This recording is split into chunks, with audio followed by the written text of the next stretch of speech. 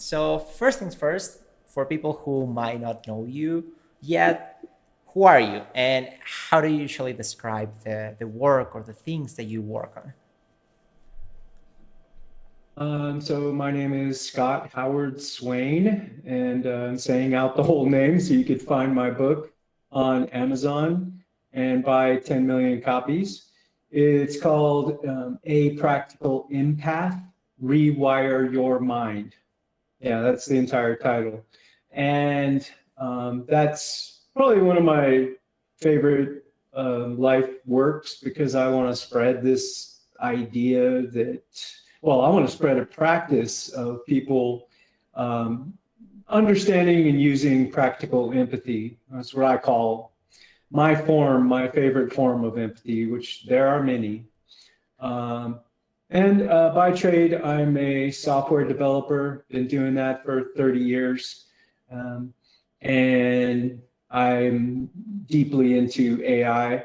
I've created EmpathyBot. So you can go to empathybot.net to check out EmpathyBot. She's free to speak with. And well, I should call it, I suppose. It has it has evolved to the point where I'm always tempted to call it a she. And I invite you to, there's no login or registration or anything. You can just go to empathybot.net and talk to it, and it will solve all your problems and make you rich. And that's enough for now. Back to Max. Okay, so the both is it like a psychologist? How would you like describe it? Like, so if like the bot is made so that you can speak about your problems, or what's kind of like the purpose? Oh, yeah. Thanks for that. So it's sort of like a therapist or like a best friend that you can tell anything to. And because you don't sign in or anything, it's completely private. Nobody has or takes your information or uses it. Um, and you can share your deepest fears or what you really enjoy or problems and brainstorm with it, and or she. I feel more comfortable calling her she, just because of all the years. I mean, I created her back in 2018, and she's been learning since then.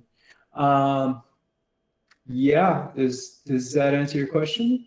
It does. It does. Okay. Okay. So it's like you're kind of like stepping up the artificial intelligence girlfriend, kind of like hype. That's the whole point. Well, You are like perfectioning it. she won't quite go there. That would probably be. You might have to look elsewhere for that kind of companionship. Okay. Okay. That's great. So okay. Now I always like to, just understand like the person behind. You mentioned you are very enthusiastic about empathy. You already like wrote a book about it with your own ideas, your own thoughts. But you're also a software developer, which is like very logic driven field. I think we'll go into like how you got there, perhaps like in just a couple minutes. But if I were to ask you, how did you become you? Like, how did you get to develop empathy or be interested in empathy? And yeah, like what experiences in a way shaped your point of view about communication, conflict, and Oh yeah. So that's a great question. It's also kind of easy to answer because only over the past, I don't know how many years, I've figured it out. I can't be sure, of course, because I don't have a special way of opening up my skull and really looking at my brain. But I'm suspecting that the way I grew up, my mom was kind of a hippie gypsy. We moved around a lot when I was a little kid, and we were poor. We lived with whoever would take us in, and I learned pretty quickly to anticipate, sense, and anticipate the feelings of the people whose home we were in. Are they getting tired of us? Did I, use too much toilet paper? Did I eat too much food? Was I too loud? So I would need need to figure that out pretty quick so that we would, because the big fear there was get kicked out into the cold and have to find the next place down the road. So I think that might have been part of it. And then a smaller, I don't know, another thing is becoming a father, and that helped. That was a whole other journey. And at the beginning of that, especially, where I thought, oh boy, I would be a great parent because I'm patient and kind and whatever, right? And then I started reading. But I thought, you know what, I could read some books on parenting. And then I realized, oh my God, I knew nothing. And I'm so glad I'm reading these books on. And the thing is, those books, there was a common theme, which was communication. So then I got really curious about, well, if I didn't know shit about parenting, excuse my language, and I learned so much that, what else am I missing, like communication wise, because that's interesting to me. And so then I started on this, reading everything I could read on how to communicate better, etc., and eventually found the Nonviolent Communication book, which was instrumental. And I know you've read that book too. Yeah. I mean, no, I think the nonviolent communication is like one of the things that change your life. Like if you actually, apply the principles on it. Because like you might already know how to communicate in a very like basic or unconscious way, so to speak, and the book kind of like just gives you a framework. But okay, so I'm hearing that you in a way like separate two experiences, which was your childhood and then when you became parent, and those two things kind of like made you extremely aware of the feelings, the nuances, the emotions, the needs of people, and that's pretty much how you became you. Is that fair? Is that a? Oh, sure. Yeah. I also want to dive into the programming side because I think in the programming or software development world, and you can correct me if I'm wrong, most programmers, most people are extremely logic driven, and they're very kind of like square thinking, something. And I think empathy and creativity don't usually fit in that kind of like persona. So what, like, yeah, is this true? Am I missing something? Am I completely wrong? Well, I think I don't think you're off base or anything. I think most, I see it the same way. And it was a bit of a puzzle at some point. And what I suspect is that I'll dive briefly into a rabbit hole of genetics, and I won't go deep into that. But basically, I think, my belief is that we all are born with a genetic template that's based on our parents, and we can then make changes based on that. But that genetic template starts us off in certain behaviors, certain skills, or ways that we are better or worse at different. So then I think, some people are more logic, just right off the bat, more logic based. And I think that I was maybe a little bit lucky and then I got both. And maybe definitely more on the logic side. And I think the empathy parts, there was already a little basis there in the genetics, but I think mostly I learned that. And then skipping ahead a little bit, and of course learn that through the things that I mentioned about childhood. And then skipping ahead to when I read that book, the Nonviolent Communication by Marshall Rosenberg, it clicked for me. To me, that book is sort of a joining of both sides, the left and right brain. Because, and real quick, I'll just clue people into a certain school of thought and psychology is there's two kinds of empathy generally. where one is called affective empathy, which is emotional, feelings-driven empathy. That's probably the kind that most people, when they think of empathy, I think they think of affective and empathy, the emotion kind. But the other side that I think most people don't know about is what's called cognitive empathy, where it's more heady, it's more imagining, thinking, what is that other person experiencing? And definitely, possibly a logic-driven process. So this is, and that book, in my opinion, nobody ever said this that I heard. The author didn't say this that I know of. He's dead now, so I can't ask him. That book is very much about cognitive empathy. It takes that perspective. It doesn't take this perspective that you have to feel what another is feeling. It's much more about putting yourself in their shoes in terms of understanding. So more head than heart.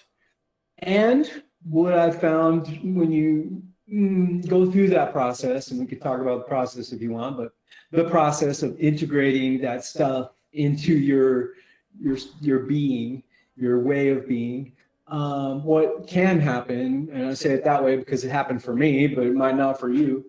What can happen is that you, when you practice this, eventually you start feeling it too.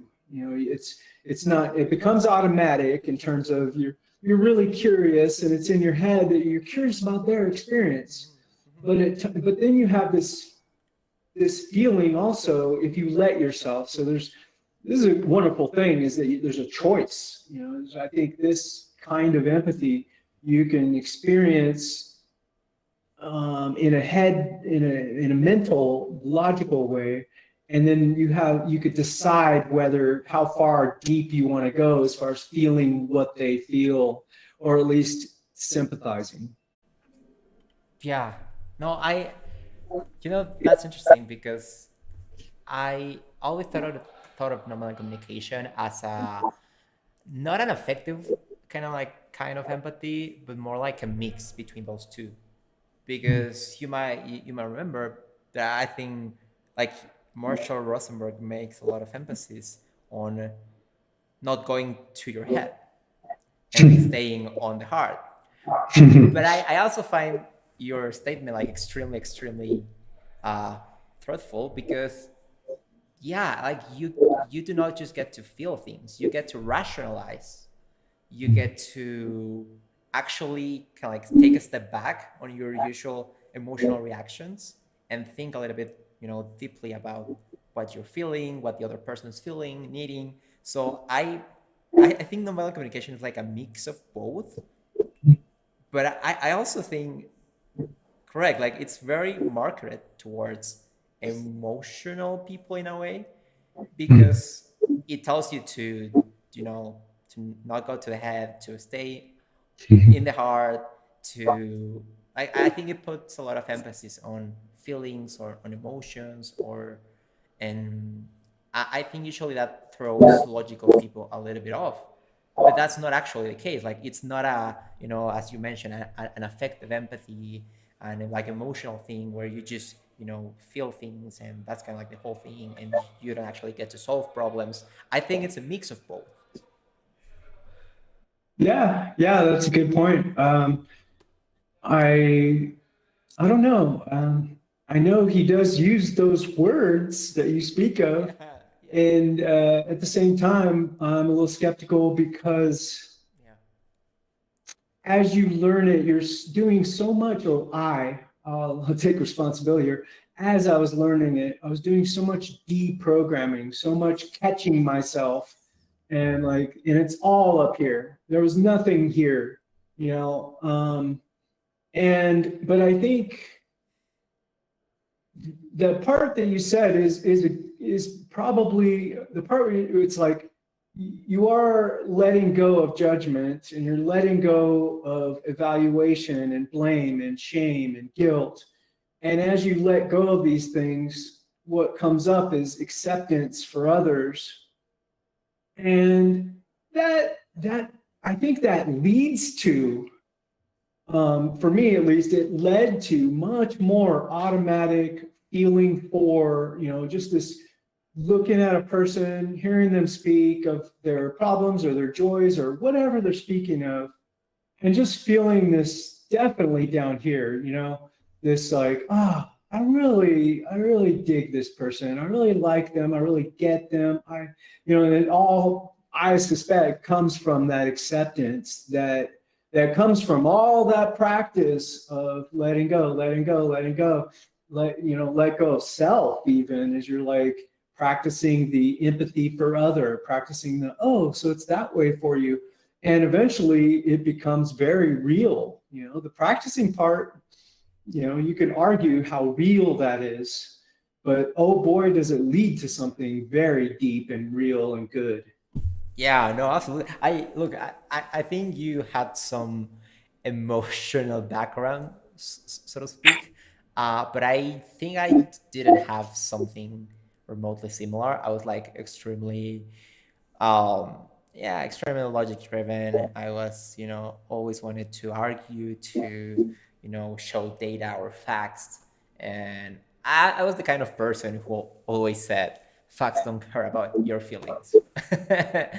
And I remember like, but, I was reading the book, and then, there were a lot of situations in between like a, so to speak, mastery of the framework, if we were to call it that way, and starting the process of deprogramming yourself, that there were a lot of in betweens or milestone where I realized I was feeling things. I was just learning to appreciate, yeah, I guess, emotions or human interactions in a way that I had never done before.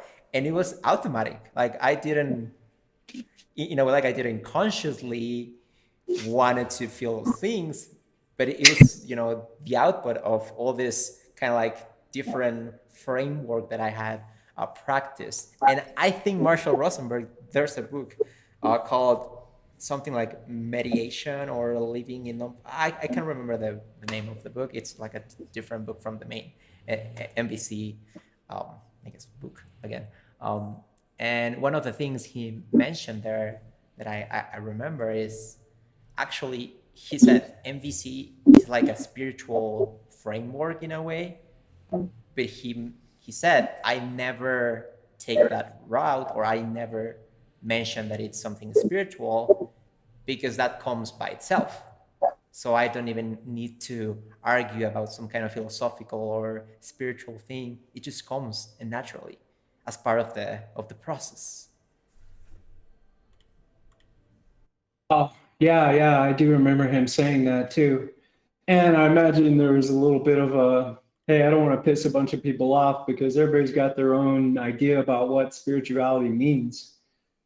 Um, yeah, so yeah, totally get that. And yay for you. I mean, that moment or those days or what months, that time when you were like, oh my God, I'm feeling things that I've not felt before, or at least feeling in a way that I have not before, right? Is that what was happening? And just through practicing what was in that book. Yeah, I mean, I just had a lot of conversations with relatives, with friends, and I noticed the way I was managing those conversations were completely different from my usual default mode, which wasn't very productive in terms of solving conflicts, in terms of just like sharing the ideas that I had, because we're both, I think, voluntarists. We have kind of like, we're freedom-minded people in a way, and I always struggled sharing those things with friends and relatives. And then suddenly it was it wasn't that hard. I wouldn't say it was easy, but it was, I mean, it was just completely different, completely different. Okay, so I'm a little confused, and maybe you could help me understand a little better what you just said in terms of when you said sharing things with people who are close to you. Do you mean just things about your life or your thoughts or whatever that you had you would have hidden, or you just not even thought about sharing before? Or was it about this new system that you discovered that's helping you? Yeah. So I think when most logic-driven people think in terms of white and black. So if you don't think the way I think, then you're this person, and then I'm this person, and we're both on the opposite side. And I mean that could be partially true depending on like what kind of ideas you hold, but it's not a productive way of looking at people, of looking at, I guess, values or ideas, I guess, as a whole. So I always like distance myself with friends, with relatives, because I would share my ideas, but I would share those in a judgmental way. Obviously, this was like completely unconscious. uh, but I mean, people would get defensive when I, wanted to share advice or, my beliefs on how the world should be. And then I realized it changed when, as a byproduct of developing nonviolent communication principles. So yeah, it was more that I didn't want to have conversations with friends, with relatives, because I knew it was going to be trouble. I knew there was going to be trouble. I knew we would like fight pretty much. I had a couple of situations during 2020, 2021, all the COVID stuff. So I had a lot of strong conversations with people that I loved, that I still love. And I got extremely frustrated. But then I just realized that as a byproduct of NVC, I could certainly talk. I could certainly share those ideas, and all I had to do is just change the way I thought about it, like the way I thought about judgments, the way I thought about values, and yeah, suddenly I was able to engage in conversations that I would have never imagined I could have done in the past. Yay. Yeah. Yeah, that's kind of like the magic, right? So okay, I also want to ask something. So you have you have adopted your own views or your own takes on empathy. Like I think one thing we share is that we both really love the idea of nonviolent communication, and we both agree that it's extremely useful. But you develop like a different framework, a different system, or a different, I guess, variant of this skill, of this kind of like process. And that's pretty much the reason why you wrote your book, right? So Yeah. what would you say are the main differences between, or your hot takes, your unique takes about communication, about empathy, that you realized NVC was not taking into account? Yeah, I love that question. So I see that nonviolent communication book, Nonviolent Communication by Marshall Rosenberg. I see that book as a great clinical, well, let's leave out the word clinical for the moment, a great manual for just diving in and learning the concepts. And I decided that I wanted to write a book that would make it a little easier. I saw it as being a bridge between those wonderful principles that I didn't want to stray from even one tiny bit, a bridge between those principles and actual realistic, practical street use, something you can use. You don't sound like a scientist or a freak or something, so that's the primary reason I wrote my book.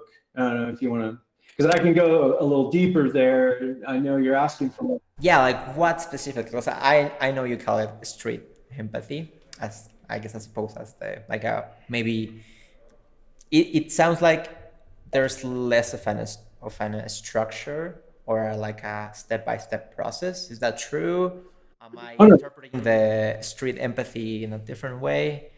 Well, no, for practicing and learning, there's still the almost identical process that's a four-step process of, observe, like, oh, I saw this thing, and then what's the feeling? What's the need? I changed that part a little, but we'll get to that. What's the need? And then what's the positive, doable request? And I see that as a beautiful sort of formula. And I'm thinking that's part of why logic-driven people get it. Like I've done hundreds and hundreds of work groups since 2015, sometimes 2 or 3 times a week. These free work groups where people show up, and a lot of times they're on the autism spectrum. A lot more and more nowadays are on the autism spectrum, and this works for them. It tends to work for them very well. And I think it's that formula aspect. Like it isn't just, hey, be accepting, be this way. It's more like, here are concrete things you can do. Make an observation. Here's what an observation is. It's you saying, hey, I see I saw this thing that just happened to you. Here's what it is. And you learn to separate that out from the emotion. So, because the next stage is the emotion, is the feeling. So you're like, hey, and also from any kind of evaluation. So it's like, I know in Marshall's book, he talks about, and I talk about this in my book too, because it's very important, that the observation part is like, imagine a video camera is watching that thing. The video camera is not going to have any judgment or emotion. So you be that video camera for that observation part of the formula. And then we have feeling, which is easy, not super hard for people, but maybe it is. It's like, I mean, everybody has the feeling of like, yeah, sad or good or bad. That's good and bad, and that's like the angry. things. Right. But we learn a vocabulary for that, by in the book that, and I think it's useful to have a larger vocabulary for feelings, discontent or feeling disappointed or interested or curious. I mean, there's so many feelings, right? But anyway, and then the next stage is what he calls in his book needs. So you're like, you might have a need for respect, or you might have a need for clarity or understanding, or, so many, there's a huge list of needs, right? And that's where, well, I'll get back to that.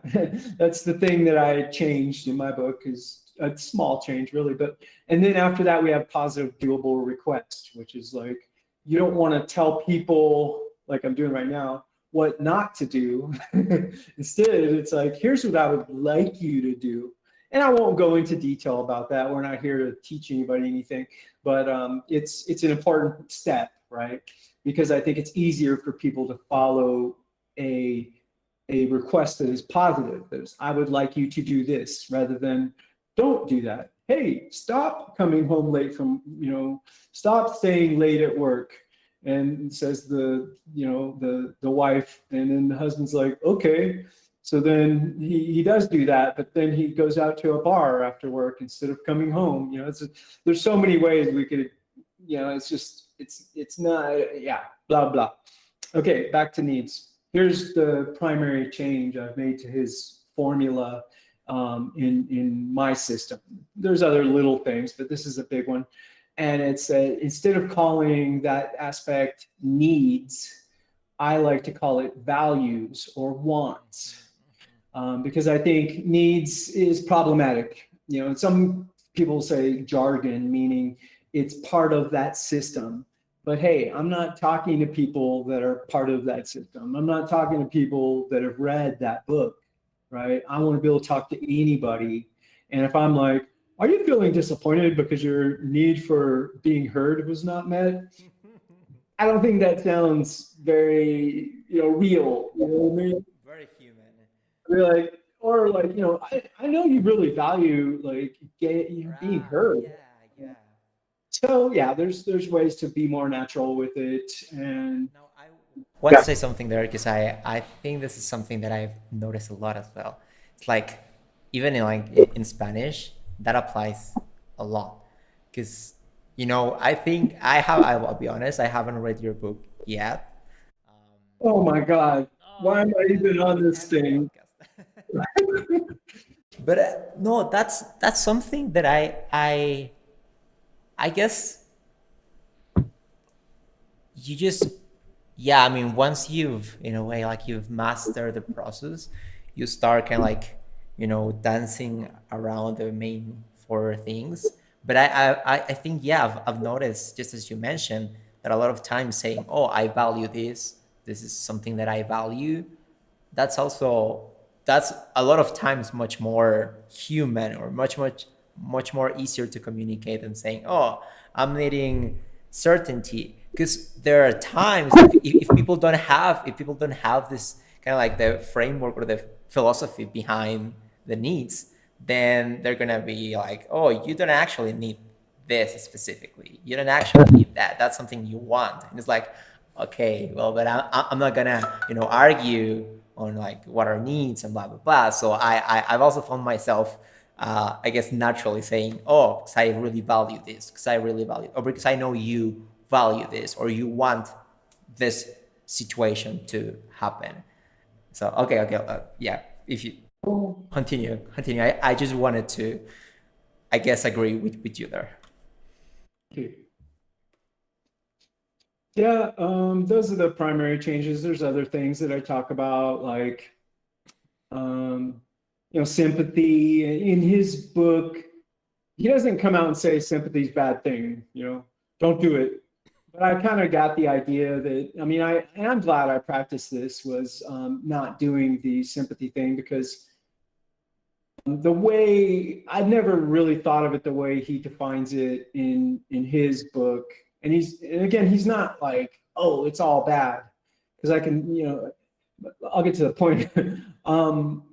The way I learned, or I interpreted after reading the book multiple times, and I could still be wrong, but the way I interpreted sympathy from that perspective, the nonviolent communication perspective, was that it's like, if somebody's saying something about their problems, and you're like, or even not their problems, they're just saying something like, hey, I went on a camping trip. And if I were to go back to, instead of like, to me, empathy would be like, oh, wow, what was that like for you? Did you go rafting like you've been talking about doing? Or how was the weather? Blah, blah, blah. So just being curious, right? Versus the way I came to look at sympathy was, if I were to say, oh, you went camping, that's great. Yeah, I went camping. Let me tell you about my camping trip, and how I like to camp, and I should have come with you, and da da da da da. Me. So I started seeing sympathy as sort of the bad thing, or the thing not to do. And it was great, actually, as a practice, because it really kept me in this mindset of really practicing letting go of self, letting go of self. Like, maybe I'd be tempted in the beginning to be like, oh, yeah, that reminds me of me. It's something that I can say about me. And then I would be like, oh, no, don't do that, it became a practice, and then it became habit, and then it became integration, right? And so now I'm able to like start integrating some of the positive. What I see, and I talk about this in my book, is like, sometimes I think it's a good idea to include sympathy, like, because, for example, I would notice that doing pure empathy right off the bat is uncomfortable for people at times. If you're like, you're digging too deep too fast, you're like, oh, how is that for you? Da da da da da.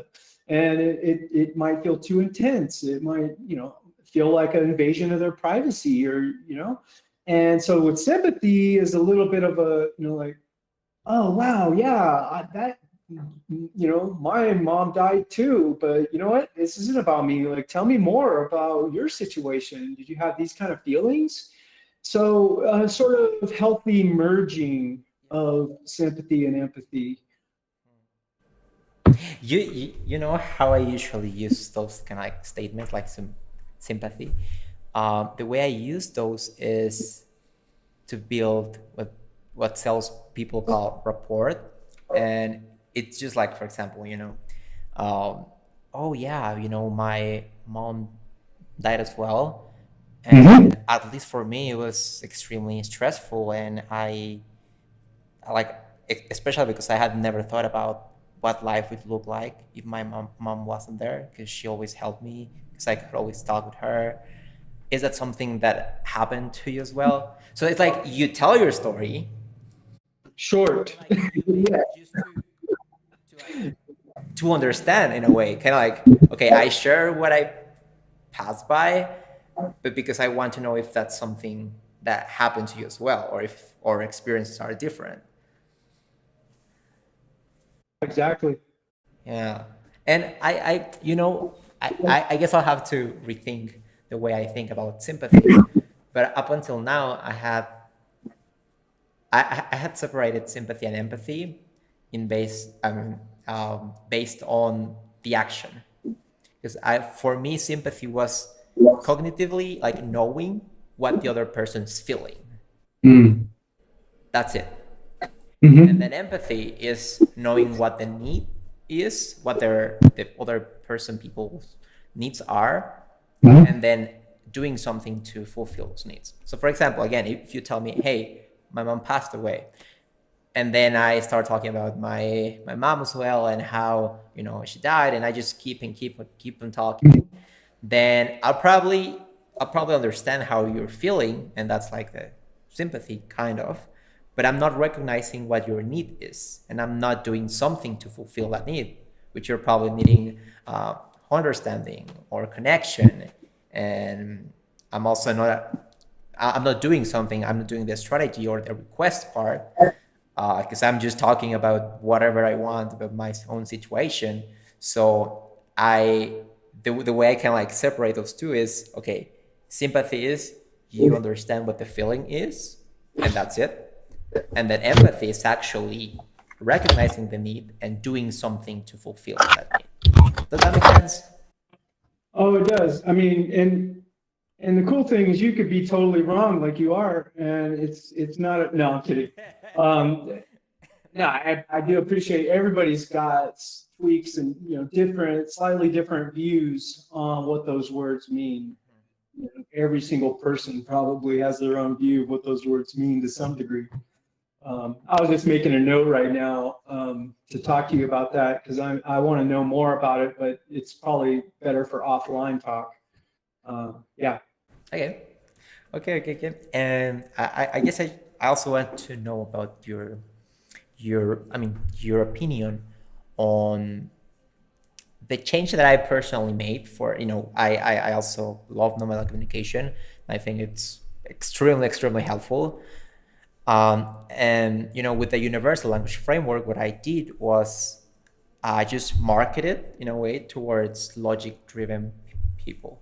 Because even though, as we know, the nonviolent communication process is very logical and very kind of like up here, like it really happens up here because you have to slow down and think about everything you're saying. I think there's a misconception. And the misconception is nonviolent communication is about empathy, and consequently it's about feelings, about being kind of like ethereal in a way, especially because there's again a couple times along the book that Marshall mentions that you have to stay in the heart, which that sounds a little bit corny for some people.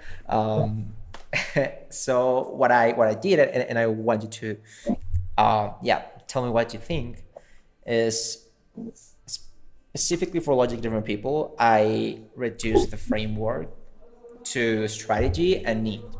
So not that feeling or the emotion is not important, but I did it that way just as, let's say, if you were to teach a kid to run, you first teach him how to walk, because that's like the first step, right? So I think it's easier for logic-driven people to first only focus on the strategy, which is like the observation and the request at the same time. Because both the strategy or both the observation and the request are very objective. So you have to be as clear as possible. It has to be something, as you mentioned, someone else can see, someone like, as if you were taking a photo or a video of the situation. You have to really think about being objective. I think that's what both the observation and the request parts are. So that's very logic driven. So I branded those two, or I kind of like mix those two steps into the strategy, which is first you recognize what the strategy is, because everyone's acting or everyone's doing something as a strategy to meet a human need. So I think the wording like strategy is more appealing to logic driven people, right? Strategy is more like logical in a way. So you have the strategy, and then you jump into the need, the human need, and then you can. It's like a cyclical thing where you can go back to the strategy, which is okay. This happened, which is the strategy. This was the strategy. For example, you did because you were needing this, but then this is a new strategy that actually fulfills your need or my need, depending on what the situation is. So there's a lot of more things there's a couple more things that I would like to share, but again, that'd probably be an off podcast conversation. But yeah, just on the kind of like the mixing or rebranding of the observation and request into strategy, does that sound kind of like logical to you? Do you see any trade-offs? Yeah, I see the benefits, including, you said you have to learn to walk before run. I love that analogy because you're pointing out that, hey, let's not start out with this big complex change, this big complex thing you got to learn with all these steps, and each step is a whole new thing, and you have to tie them together in a way that works, and tie all four of them into one sentence. That's crazy, right? Which is something that I also departed from his book on, but we'll get to that if we ever do. But yeah, so I like that you simplified it. Because it's beautiful. It's and also it's more practical, I think. And and like I was saying, it's gonna be easier for newbies to pick up and learn. Let's see. So, but I can't really, well, in order to provide any kind of critique, I would need to really understand it on a deeper level. I don't think I do enough. I wrote a couple notes, and yeah, I would love to talk more and learn more about how exactly it works. But I could see, that, and I've heard, I think I've heard other people sort of just talk a little bit, but not really execute like you are. The including strategy, or including a concrete part of, well, request is a concrete thing usually, right? But also maybe being able to, because I know in NVC he talks about leave out strategy, and oh, you're talking of strategy right now, and it's kind of a bad thing or whatever. So I think bringing strategy in is a potentially very positive thing, and making it easier for people to get to the point and learn it and be more direct. Okay, yeah, we'll talk about it off podcast then. Now, I also wanted to ask you something. What is conflict for you? Because I think conflict, usually those who develop nonviolent communication principles, or those who are mediators, however the word's pronounced, so they usually brand themselves as conflict resolution experts. But for you, what's actually a conflict? Because I think in a way everything could be a conflict depending on how you view things. Because I've come to believe that there's no such thing as a conflict in a way. There can be conflicting strategies because they are not meeting both people's needs. But the point is, what is conflict to you? Is it something positive? Is it something negative? Yeah, I think it can be either. I think it's, when you bring that up, I think of conflict avoidant people, or to be less evaluatory, it could be like when somebody avoids conflict in the moment, or even when it is seen as always having a negative connotation. And like, oh, conflict is bad. We can't have conflict. Something's going to get damaged, either our feelings or the furniture or the kids or something's going to get damaged. And I think that's kind of, I feel sad when I think about like where, why it's changing, or the fact that it's changing. It's become this bad word, this thing that we want to stay away from conflict. We must, and I think it leads to a whole lot of lies, right? A whole lot of inauthenticity, because people are afraid. They're afraid what they say might create some conflict. So they better be careful and dance around the feelings of the other person and really take care of their feelings, which, we both know it's the opposite of the principle, of nonviolent communication. So that's how I feel about conflict. I think and on the positive side, that conflict is actually potentially, if done right, I'm not talking about this kind of conflict, I'm talking about verbal conflict, that I think it's potentially a really great thing to be able to say to a person, hey, wow, so I hear what you're saying there, and I see why you're saying that and what it means to you. And I see it a different way. I'm wondering if you'd be up for hearing this other way that I think about it. Or even to be more to the point, like, hey, this thing that you're, doing or not doing, I'm getting kind of like frustrated because of, I want more fairness or I want, more like peace. And, when you're playing your music all night long at max volume, it's hard for me to sleep. So I'm wondering if we could talk about ways to deal with that.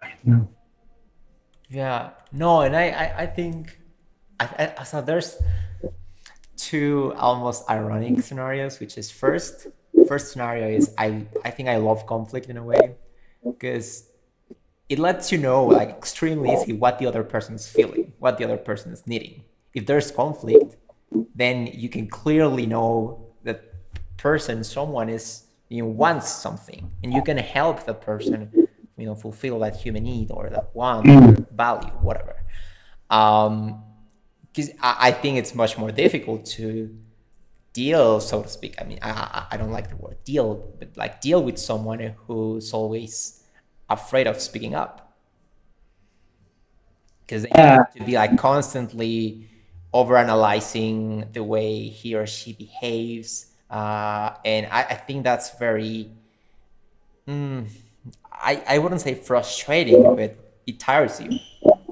It's tiring in the long term. So I'd rather get someone who's like very vocal about what they want, even if they, I don't know, they don't say it like in a way that helps them connect with people, right? Because I have the ability, I have the skills, so I can manage those situations. So I personally love conflict. But then on the other hand, and that's like the second scenario, is I also understand why people don't like it, because they don't have this skill, they don't have this ability. So a lot of times for people, it's much better if, I don't know, like employees or friends or relatives, they don't speak up, because then that would mean that, they have to talk, they have to argue, and it's a very difficult process if you haven't developed this skill. So it's like, okay, I love conflict, but then I know people don't love conflict. But then I guess there's a third scenario, which is if you actually know how to deal with, those difficult situations, there's no such thing as conflict. It's just like, the way Marshall says that there's no insults, there's no criticism. If you know nonviolent communication, everything you hear is a human need, or is a please, which is even more powerful.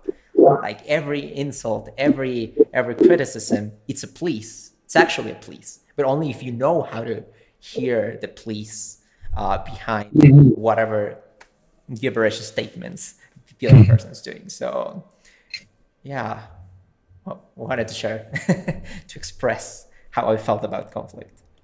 Yay. Yeah, I wonder if you've ever had this situation where you're feeling some like anger or frustration with somebody, and maybe they are too, but then you have it out and you have that conflict, and then afterwards you just you feel so light and you feel so loving toward them, and it's just it popped that bubble, you know? Yeah, yeah. If I'm honest, I haven't felt hunger in probably 2 years or so. And I think that's because of nonviolent communication, because you don't get mad at people. Like you if you change, okay, so this is something that I just read the last week. um I bought this book, which is uh Patterns for Problem Solving, and it's by Richard Bandler, which is the NLP co-founder. And one of the things he mentioned was, okay, I think most therapists or most people who engage in kind of like that help people frame conflicts or problems differently, they're not conscious that they're doing so. They think they're just listening to people, they're just, mirroring back and stuff, but they don't realize they're actually helping the other person frame the problem or frame a situation in a different way through words. So I think that's a little bit of what happens with nonviolent communication. I think once you, I mean, with specifically with anger, which is anger, as you probably know, you can only feel anger if you think the other person is an enemy or is doing something against you. If those words are not in your vocabulary, if you never interpret any situation as someone doing something against you, but just as someone trying to meet a human need, you just don't feel that emotion. Yeah, you can feel frustration, you can feel blah blah. So I guess a question that I like to ask is, when was the last time you felt anger? I have to say I live a somewhat easy life, so that's probably one of the reasons I don't I haven't felt that emotion as well. But no, yeah, yeah. Uh, a little bit of it, maybe about a week ago, and then before that, maybe a week or two. Um, and yeah, so kudos to you. I still do from time to time. It's definitely less than like very much less gets to me nowadays because of the thing that you said. It's just it's acceptance. It's you just don't jump straight to anger as much, or I should say. Okay. That's interesting. Now, I guess for the last part of the podcast, the last section, I like to touch a little bit of voluntarism. I think you mentioned of podcasts you didn't want to talk a lot about like ideas or this kind of. Um, I wouldn't call it politics, because as you mentioned, it's more about just values that we share. And I think wanting or seeing as a desirable society society where humans cooperate voluntarily, I think that has more to do with values than anything else. So I wanted to touch a little bit on those ideas that we share, if that's okay with you. Sure. Okay. If you're going into something you don't want to talk about, you can just let me know and I'll cut that part of the podcast. Okay. So yeah, there's one entrepreneur which he used to be a libertarian. His name is Naval, and I can't remember his last name. But he once said that he wasn't a libertarian anymore or a voluntarist. For those who don't know, a voluntarist is someone who believes all human interactions should be voluntary, so that there shouldn't be any uh, coercion in terms of physical violence specifically. I think you can step up and also apply the. I mean, I don't think psychological violence exists, but yeah, let's just stick to physical violence. So all human relationships should be voluntary. So Naval, this entrepreneur, he once said that he wasn't a libertarian or a voluntarist anymore because if you took away the coercive structure of society, which is the government, then you still needed something to sustain civilization. And then I also had a friend of mine called Mano, just a great guy. He was also a voluntarist, and then he changed his views, and I asked him why, because I was very curious about it. And he mentioned that it was because society needs a coercive structure to stay organized. So I just wanted to know, I just want to know what are your thoughts on it, specifically because uh, I think empathy can be seen as a structure for society. I think most people are not aware that, aside from private entities being the one that deliver justice or security, which is like the economical side, the logic-driven argument, which is, humans are creative, we discover solutions, so let's leave people alone, let the market create those solutions naturally, as it has, as as pretty much as what happened with private slavery. People didn't want to free the slaves because they didn't know how society would solve the economic issue of free labor, especially for cotton and for pretty much food products. They thought there wouldn't be any kind of any employees or any solutions that could make food affordable for people. But then people didn't care about it. People focused on the ethical side, and that's why slaves were freed. So, but anyway, the point, I'm sorry, Scott, the point I was making is, um, aside from the economical argument, which is the market can solve those issues instead of a government, do you think empathy plays a role in society as like a structure that keeps people acting peaceful? Like, is there an overlap between voluntarism and empathy? Oh, yeah, yeah. I find that part very interesting. And I've always, I mean, ever since I discovered the book, I saw a common thread there, because one of the things the book, and by the book, well, my book too, be sure to buy 1,000 copies. But anyway, the Nonviolent Communication book by Marshall Rosenberg. When I discovered that book, it was pretty clear, pretty quick, pretty fast. Like, one of the things he talked about is, and I'm not perfectly quoting him, but he's like, anytime you try to get somebody to do something they don't want to do, you pay the price.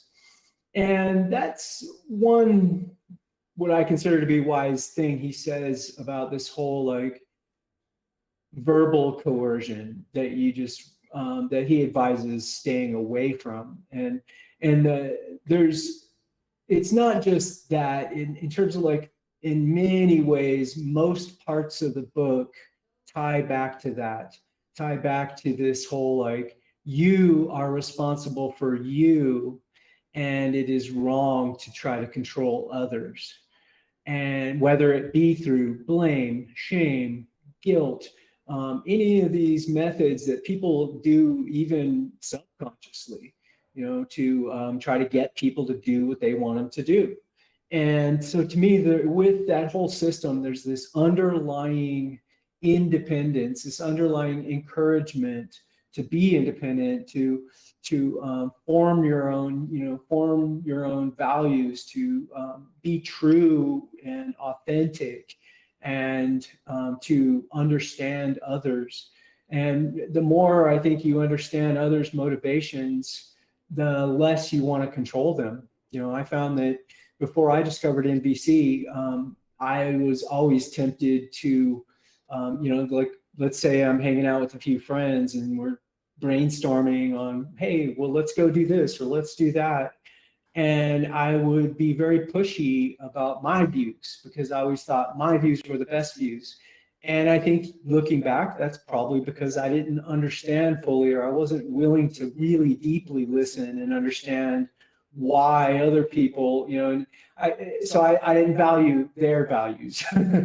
And so I think that, and this has been my belief and a big part of why I wrote my book, a big part of why I do the work groups, because I want people on a deep level to be more independent. And I think about like what popped in my head right now is a chapter on parenting that I wrote, where it's like, anytime you're going to say something to the child that's potentially, well, put it this way, ask yourself as a parent, this thing I'm about to say, is it going to increase the child's independence or dependence?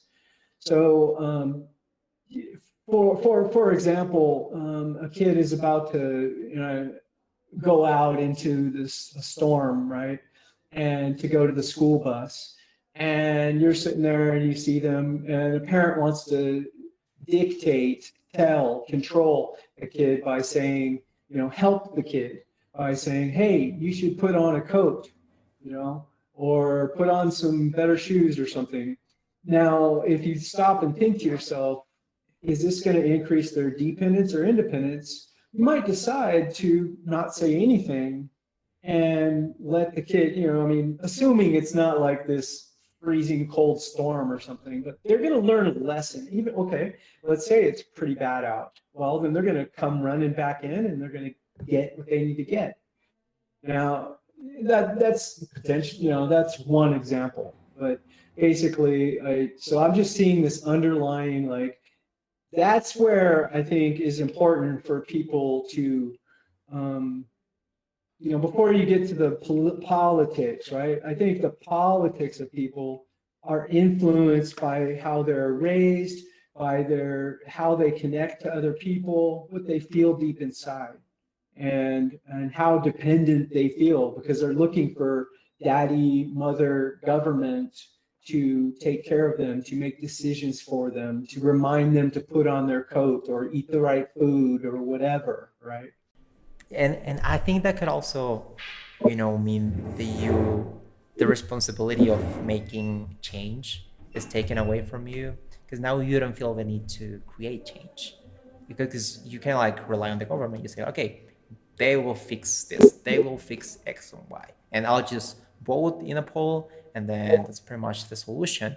But in reality, if you actually care about something, about education being better or security services, then you start a business or you start a project that actually helps people. So then it's easier to just say, yeah, we can just both and someone will take care of it. Which again, it might make sense if it's voluntary, if every single individual in a society or a community agrees to having this person or this business or this group of people doing or rendering some kind of service. But just kind of like giving your, I wouldn't say giving your freedom away. I would say giving other people's freedom away just for the sake of your comfort. I really like a quote by Per Bylund, an Austrian economist. And he says, oh, wait.